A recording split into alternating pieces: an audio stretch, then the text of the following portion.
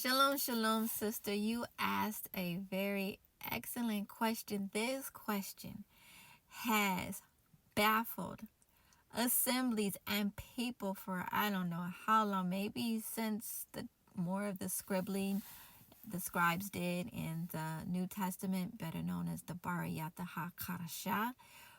But Almighty YaHUaH changes not, and all scripture must match the character of Almighty YaHUaH.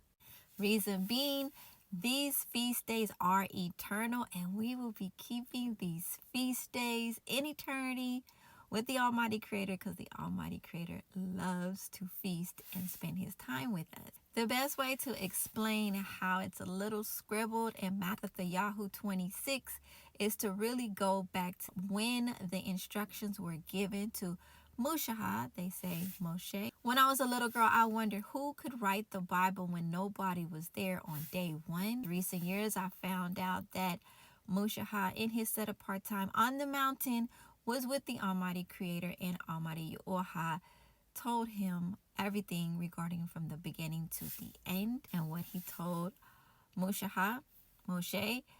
Ab, people say Abib. That's because the Jews do not exalt the name or call on Yah at all, even though their prime minister name is Netanyahu. So the more I learn about YaHUaH's set apart ancient sound, the Ea Bariyata, I try not to blot out his name or his sound. First of our months is Abba Yah-Ba. Interesting, Abba, Father, Yah, YaHUaH, and Ba means come. Abba Yah-Ba comes to be with us on the first of our months. Feast days can be a little confusing for many people because Almighty YaHUaH is everywhere. There's a difference between being everywhere and for him coming to have an appointment to meet with you. There is a set appointment for him to meet with you, spending time with you, his people. So Ab Yah-Ba, the first of our months, on the 10th day, the lamb is selected. YaHUaH's son was the final blood atonement. There's no more killing. On the 10th day of Ab Yah-Ba, I do reflect personally, knowing that the son has atoned for my sin, my repented crimes against Almighty YaHUaH. The day that YaHUaH HaMashiach laid his life down was day 14, Passover.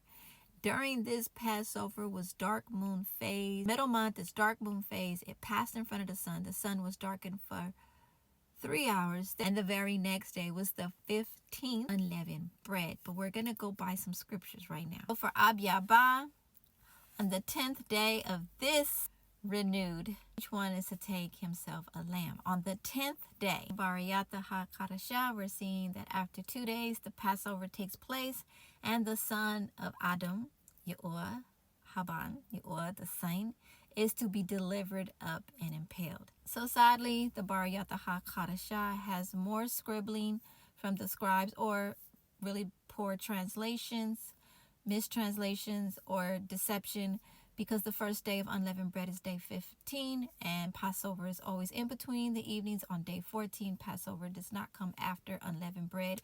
So what they were doing was the remembrance dinner.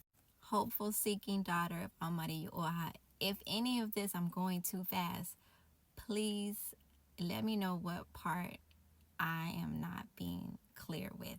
The son has laid his life down, and it was preparation day. Scriptures calls preparation day the day prior to Shabbat.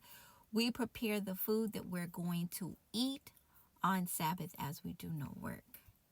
And they rested on the Shabbat according to the command of Almighty YaHUaH.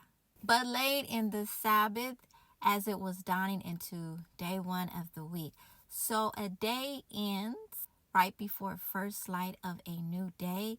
A new day begins when we see light in the sky, even before we see the sunrise.